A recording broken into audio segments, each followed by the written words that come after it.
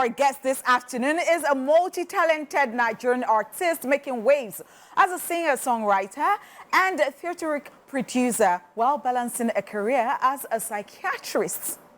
Ladies and gentlemen, let's make welcome to the show this afternoon, Tobiloba. Hi, Onipot. Hi, Katrin. Hi, Tobiloba. It's so good to have you here. Yes, I am in love with your works already because, I mean, watching that video and telling you that no matter the shape or the size that you come... get it. that you have on, that you're just beautiful the way you are, whether you're a dwarf or whether you are tall, whether you're slim, whether you're fat. I love. It doesn't really matter. Interesting stuff, and this is what we preach all the time.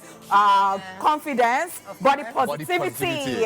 Lovely. Absolutely. I love the message. Thank you, Catherine. Thank you. So now, I mean, when I was reading your profile, and I saw all the things you do, and I am like, okay, so there is this thing that we have in our heads about doctors generally, that they're very busy. Even when you're married to them, you might not just get their attention as such. Absolutely, So it's just like being married to a pastor too, like they're just very busy like that. They're attending to other people. Absolutely. And sometimes they don't take care of their own families. Okay, now, hold that thought. Did I say they don't take care of their own families? So not taking care of, so not taking care of as per financially or something. I'm just saying that the attention that the family, the presence that they need. And so somebody is this, and then the person now says, you know what? I am not content, so as I have coconut head, and I know they hear what.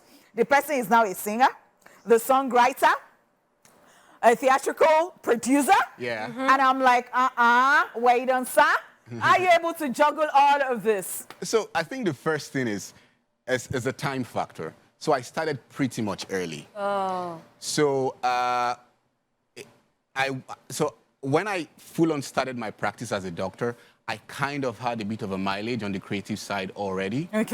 So while I was in medical school, I was going to, doing medical school and still doing that on the side. So I had breaks, vacations, I would pour all of that into, I didn't have a vacation, if that makes sense. So once I'm doing clinical stuff, it's clinical stuff. Once I'm free from clinical stuff, it's creative stuff. So there's that. Then the other thing is from the get-go, I kind of had that vision already. I knew that I had, this competing level of passion for both fields. Being clinical, I kind of knew I was going to be a psychiatrist right from even my first year in medical school. I knew I was going to go towards behavioral sciences.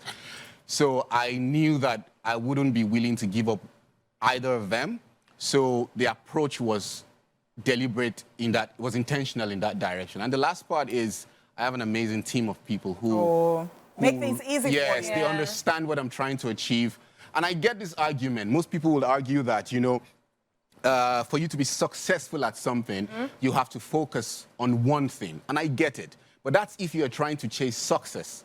If it's about destiny and what some people will call fulfilling or, self-actualization, I think not everybody is called to be a specialist. Some people are multi-potentialites. I totally agree with you because, I've always just said this. I said that I believe that as human beings, we are multi-talented. You can be doing one thing today and even say that, you know what, I'm done with this and I want to go. Preach, honeypot.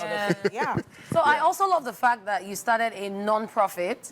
And through that, you've been doing theatrical releases and things like that. What inspired you to start a non-profit? Because you already have things, like you already said, going on for you. So the first thing is, you see, what drives my creative expression, although I like to make money and I make money, right? But what drives my creative expression is not money. It started with a message. It started with a drive to use art and creativity to, as much as possible, raise the consciousness and form of human existence as much as I can. That same drive is what translates into the NGO side of things or the non-profit side of things, which is getting the same message out, touching as much people as I can. And this time it's not a business mindset. It's just, giving back. I don't like to use the word giving back because it feels like you're somewhere, but extending, love and some, warmth towards society. Is this stemming from the fact that you're a psychiatrist and you hear a lot of people's things? Because I also noticed that most of your songs, after the main title, you put a letter to a letter to. Yes. Why are you writing letters? Because that's what drives. So I heard you mention ambivert earlier on the show. Yeah. And I was like, okay, she's, you know.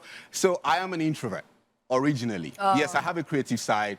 I love to perform, right? But if I wasn't driven by the passion of the message that I carry, I don't think I'll be in the arts. So it's the passion that actually, the passion for the message that actually drives me in this direction. And that is what also drives my pieces, right? So all of my pieces, the ones on the secular side of things will be geared at, addressing specific societal issues. So, and that, you're right, as you rightly said, that will come from my experience in behavioral sciences. Okay, that's really interesting. Talking about your music now. Yeah. How did music originally start for you? That would be a very hard... Did you fall in love with music or music fell in love with you? People just jam? Yeah, I'll say while I was discovering my identity, music was always around. But I never, ever thought I was going to take music professionally. First, because of the impression that we have about artists and the musicians. And I feel like I was leaning more towards the intellectual side of things, if that makes sense. Yeah. So...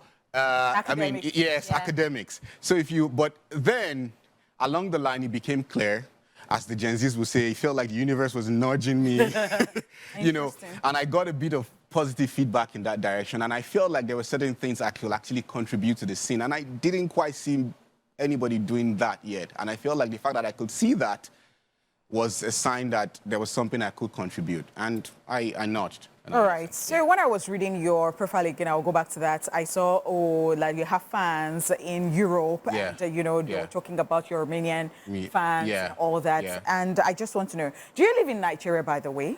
I travel here and there, but... Here and there? Yeah. Or you're one of those people that have gone to practice elsewhere, and then you still feel like you can just still come back to milk whatever thing we have in Nigeria? No, that's not... No, because that's not true. Oh, okay. So explain to us and tell us how you have a lot of fans in Romania. So the first thing is, if you're Nigerian, you're Nigerian through and through. Nigeria never leaves you, regardless of wherever you are. And you know yourself that the Nigerian culture is...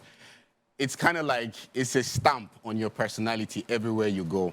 So I would say I am at heart a Nigerian, but like you, we are global citizens of the world. So yeah, let's look at it. Let's take it. Are you not a global citizen of the world? Oh, shit! Sadiq! Politician! Sadiq!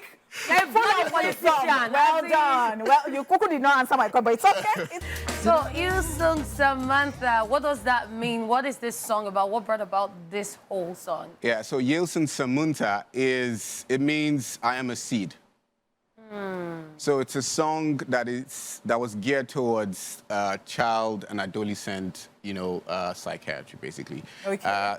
The first verse talks about child abuse and sometimes how we as primary caregivers or as parents would overlook the impact of the tiny decisions that we make. Okay. A little bit of shouting there, and how they can affect the children. And how they can turn out. So the first verse is basically talking about the child's perspective, talking back to the parents. So basically, I use the first verse to give children a voice back at the parents, you know. And the second verse talks about autism, kids with autism, still giving voice to kids with autism. Interesting. Well done, Tobiloba. Thank you. So we're rounding off because we really do not have the luxury of time here. So I would like to know, is there anything in the works for you? Is there anything that at all that you would love your fans to know? Yeah, at the moment, there's a body of work released called Leon's Christmas Journal. It's basically, it's an anthology of musings and melodies.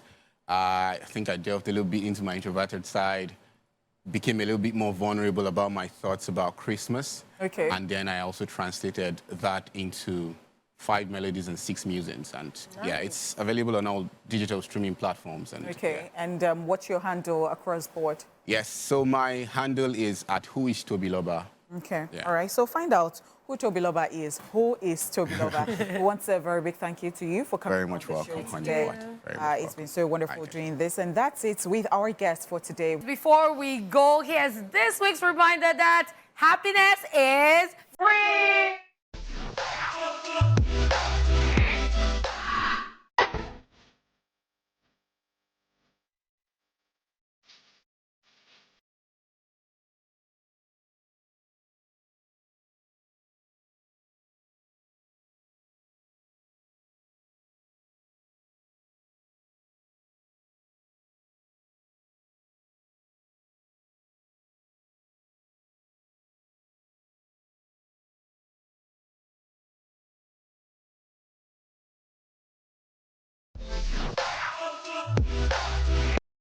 Wow. So for me, it's how she was able to get her dad to do the dance with her, and the man was loving it. I live for this. Happiness is indeed free. And on that note, we want to say thank you to you for tuning into the show today and every single day of the week. We know you didn't miss the show. And in case you missed it, you can go to our YouTube channel and catch the past episodes, okay? I have done the show with Honey Shmoney, or like I call her today, Honey Pinky. And from myself, Lady Cat, her royal hotness, I say goodbye. Have a beautiful, colorful weekend. See you on Monday.